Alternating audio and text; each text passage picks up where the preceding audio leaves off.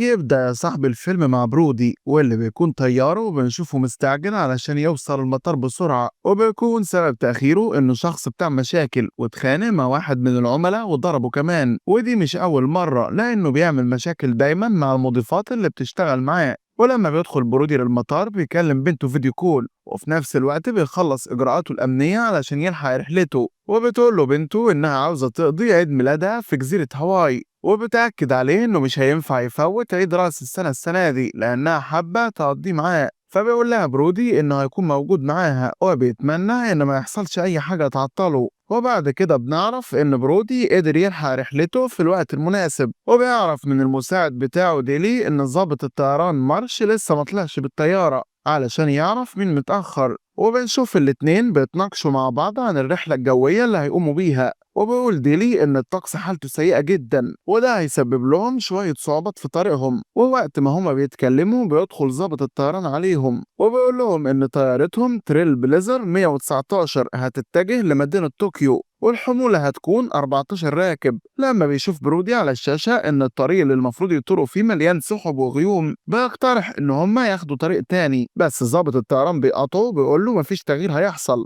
وإن الطقس هيتحسن في الوقت اللي هيوصلوا فيه للمنطقة، وإن الطريق التاني هياخد وقت أطول، وإن كمان الحمولة بتاعت الرحلة صغيرة جدا ومش مستاهلة اللفة دي كلها. وعلشان الإثارة تكمل يا صديقي الاتنين برودي والمساعد بتاعه بيريحوا الضابط وبيوافقوا على كلامه بالرغم من إنهم كانوا بيفضلوا الحل التاني لأنه أأمن. وبنشوف بعدها المضيفة بوني بتدخل على الكابتن برودي وبتقول له إنهم عاوزينه في ممر الطيارة، فبيروح الكابتن علشان يعرف فيه إيه بالظبط، وبيقابل ضابط ومعاهم واحد متكلبش اسمه لويس، وبنعرف إن الشرطة هتسلم الشخص ده في طوكيو، وبيكون المجرم ده متهم بالقتل العمد وهيكون معاهم في الرحلة على الطيارة.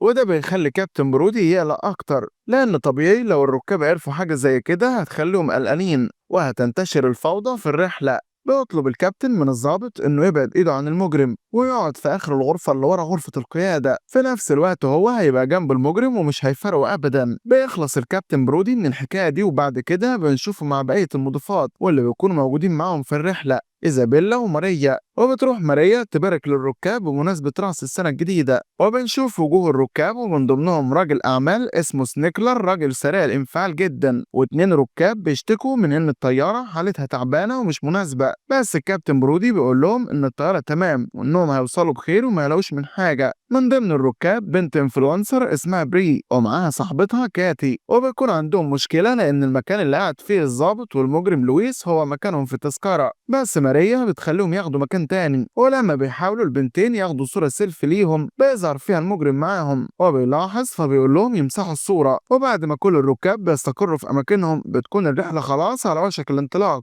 وبيقول الكابتن برودي موجز الرحلة في الميكروفون الداخلي، وبعدها بيرمي نكتة كده تفك الجو وبتنطلق الرحلة وبتكون الدنيا ماشية تمام، والمضيفات بيخدموا على الركاب بكل لطف وكباتن الطيارة بيدردشوا سوا أثناء القيادة. بس فجأة الدنيا بتبتدي تاخد منعطف تاني لأن العاصفة بتقوم، ودي حاجة كانوا متوقعينها لما كانوا بيتناقشوا مع ضابط الطيران. وعلى طول الكابتن برودي بيطلب من الركاب يربطوا أحزمة الأمان كويس وبيتصل بحركة المراقبة الجوية علشان يبلغهم بالأوضاع الحالية، بس للأسف محدش بيرد عليه. وأثناء ما هم ماشيين بيدخلوا أكتر جوه العاصفة وبيضرب البرق الطيارة وبيخليها تتهز والركاب بتبتدي أصواتهم تعلى ويصرخوا، فبيضطر الكابتن برودي يسيب مكانه لديلي ويقوم يطمن الركاب ويقول لهم ان الطقس وحش شويه بس هم هيكونوا بخير. وبعد كده بيطلب برودي من المضيفات ما يسمحوش لاي راكب انه يفك حزام الامان ابدا، وبيتكرر البرق بشكل اعنف وبيخلي برودي يتخبط في راسه وبينزف منها بس مش بيهتم، وبيرجع لغرفه القياده بسرعه علشان الوضع بقى ما يطمنش، وبيكون الوضع فعلا بقى خطر لان الكهرباء انقطعت عن الطياره كمان، حتى الاتصالات مش بتوصل بسبب العاصفه والمطر مش بيقف ابدا ومأثر على الرؤيه. بيحاولوا الكباتن انهم يلاقوا اي طريقه يلقطوا بيها اشاره بس للاسف مش بيكون قدامهم حلول وبياخدوا قرار ارتجالي انهم يهبطوا بالطياره في اقرب مكان ممكن. وبنشوف المضيفه بوني بتبلغ الركاب ان الكهرباء اتقطعت في الطياره وانهم يربطوا احزمتهم كويس ومحدش يتحرك من مكانه ابدا لاي سبب، وبيدوروا الركاب من خلال جهاز اسمه جيروسكوب على مكان امن يهبطوا فيه.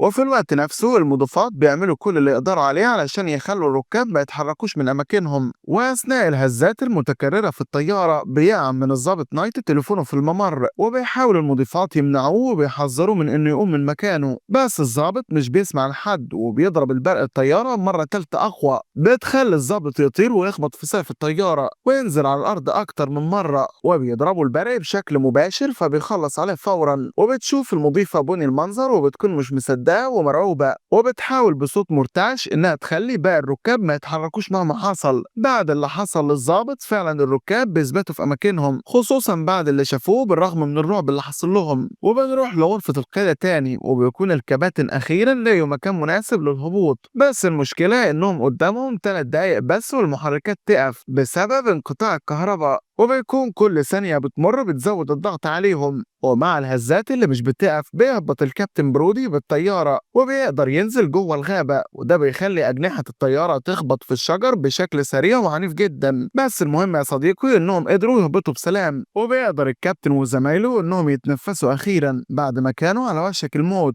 وبيحتفل الركاب إنهم نجيوا وبينزلوا بيلاقوا نفسهم في جزيرة وبيسيبوا جثة الضابط جوه الطيارة. وبيقول الكابتن إنهم ممكن يكونوا قريبين من الفلبين، ومع طلوع فجر اليوم التاني بيكون الكل بأمان وإلى حد ما حاسين براحة. وبنشوف على الجهة التانية رئيس شركة الطيران عامل اجتماع طوارئ علشان يشوف الطيارة تريل بليزر 119 اختفت فين، وبيكون موجود شخص اسمه سكارسديل، وده ضابط سابق في القوات الخاصة وهيبقى مسؤول عن جهود إنقاذ الطيارة 119. وبنشوف سكارستل بيهزأ الضابط اللي ما سمعش كلام الكابتن برودي قبل كده من البداية، وإنهم كانوا لازم ياخدوا طريق الأمان قبل بداية الرحلة. وبيعرف فريق الإنقاذ إن آخر إشارة لقيتوها من الطيارة كانت في مانيلا، بس على طول بتتقطع الإشارة. وبيناقش سكارستل مع فريقه إزاي يقدروا يحددوا مكان الطيارة. وبنرجع لطيارتنا وبنشوف بوني وهي بتدي الكابتن مفاتيح الكلبش الخاصة بالويس، وبيحاول برودي وديلي من خلال الخريطة الورق إنهم يحددوا هما ممكن يكونوا هبطوا فين بالظبط. وبيوصلوا أخيرا لاستنتاج إنهم في جزيرة اسمها جولو، وبيقلق ديلي لما بيسمع الكلام ده وبيقول للكابتن إنها جزيرة بتحكمها ميليشيات مسلحة معروفة بالقتل والسرقة. وبيقرر الكابتن إنه يخبي الموضوع ده عن الركاب علشان ما تنتشرش الفوضى تاني وحفاظا على سلامتهم. وبيبدأ يساعد الركاب في إنهم يعملوا خيم مؤقتة على ما يلاقوا حل. وبنلاقي رجل الأعمال سينكلر اللي بيتخانق مع دبان وشه بيقول للكابتن إنه مش عاجبه اللي هم عملوه وإزاي ينصبوا خيم في الغابة اللي بالنسبة له مش أمان خالص، وأحسن لو فضلوا جوه الطيارة. فبيعرفوا الكابتن برودي إن ده ما كانش ينفع يحصل لأن الطيارة ما فيهاش كهرباء وحرارة، وإنه المفروض يقدر اللي الطيارين عملوه علشان يحافظوا على سلامتهم. وبيروح ديلي مع برودي علشان يحاولوا يصلحوا العطل اللي تسبب فيه البرق بس بيفشلوا. وبيدخل الكابتن برودي للطيارة وبيلاقي شنطة الضابط، وبيلاحظ إن لويس مختفي بس بيلاقيه وبيقرر ياخده معاه علشان يدوروا على أي مساعدات توصلهم بشركة الطيران. وفي طريقه بيوقفوا السينكلر ومعاه مجموعة من الركاب بيبلغهم الكابتن بخطته، وبياخد معاه لويس وجاسبار وبينطلقوا. وبنشوف بعد كده في المقر الرئيسي للشركة في نيويورك وفريق الإنقاذ بيجمع الأدلة بس مش بيكون وصلوا لحاجة لسه،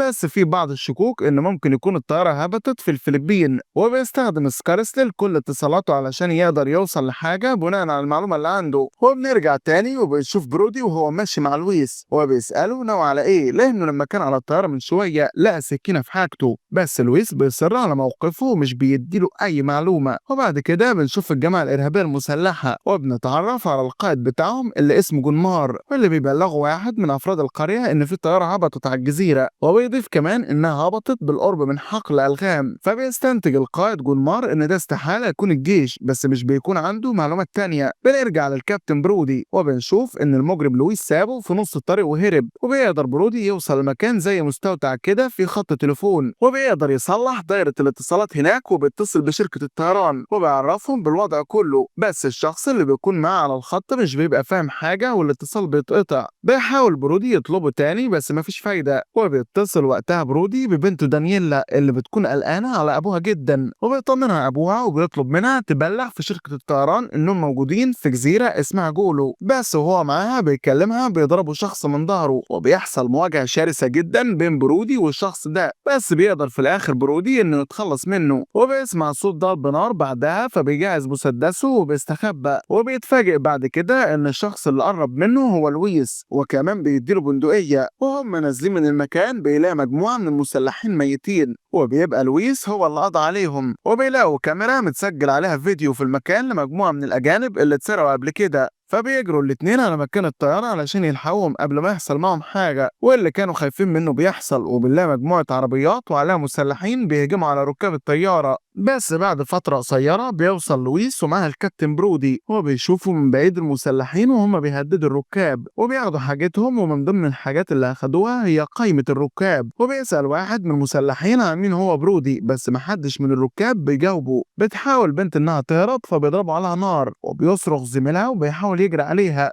لكن بيخلصوا عليه من غير أي رحمة، ومش بيقدر الكابتن برودي يتحمل المنظر، وبيكون عاوز يجري عليهم بس لويس بيكتفه وبيمنعه، لأنه كده بيقول لهم تعالوا خدوني، وكمان عددهم وكمية السلاح اللي معاهم كبيرة. فبيطلب قائد العصابة جون مار من رجالته إنهم ياخدوا كل حاجة من الركاب ويأسروهم، وبيمشوا بعد كده، وبيقدر لويس وبرودي إنهم يخطفوا واحد من المسلحين وبيضربوه لحد ما بيقول لهم العصابة رايحة فين، وبيقول لهم فعلا على المكان اللي رايحينه بيكون اسمه داندوليت، وهي قرية موجودة على الجزيرة. وبيدخل بعدها الكابتن برودي للطيارة، وبيسيب رسالة لفريق الإنقاذ اللي جاي في الطريق. بعد ما ديلي بشكل ما قدر يصلح العطل اللي في الطيارة، وبيكون سكارستل قدر يحدد مكانهم بوضوح. بنشوف بعدها لويس وبرودي بيوصلوا للقرية واللي بيكون هناك الركاب محتجزين فيها، وبيقدروا الاتنين يقضوا على كل أفراد العصابة، وبيحرروا كل الرهاين، وبيركبوا القائد برودي أتوبيس، وبيضطر يفضل هو في القرية علشان يشتت انتباه العصابة. وبنشوف برودي وهو بيعرض حياته للخطر وراح يتكلم مع جونمار وعامل إنه مش عارفه، بس جونمار بيأمر رجالته يضربوه ويعذبوه. في اللحظة دي بنلاقي فرقة العمليات الخاصة اللي مسؤولة عن الإنقاذ هاجمت على القرية، وبتلحق برودي وبتخلص على كل المسلحين اللي موجودين حواليه، وبيكون السبب طبعا في كده هي الرسالة اللي سابها برودي في الطيارة. بنشوف بعد كده جونمار غضبان جدا بسبب اللي حصل، وبيأمر كل رجالته اللي اتبقوا يروحوا على مكان الطيارة. وبنروح لمكان الطيارة وبنشوف برودي بيطلب من الركاب وكل اللي موجودين هناك انهم يثقوا فيه، وبتكون خطته هي انهم يحاولوا يصلحوا الطيارة، وفرقة العمليات الخاصة تحمي الركاب، لأن على ما تيجي طيارة تانية هتاخد حوالي يوم كامل. وبيكون جونمار ورجالته في طريقهم لمكان الطيارة على العربيات، ومعاهم أسلحة كتير جدا. بيوصلوا وبيضربوا نار بشكل مكثف، وبيتصاب واحد من الركاب، وبتقوم مواجهة تاني بين فرقة العمليات وأفراد العصابة وقائدهم جونمار، وبتستمر المواجهة لفترة، وبيحاول الكابتن برودي يوصل للطيارة علشان يصلحها، بس بيتصاب في رجله وبيكمل، وبيبلغ المقر الرئيسي للشركة انه هيطير بالطيارة.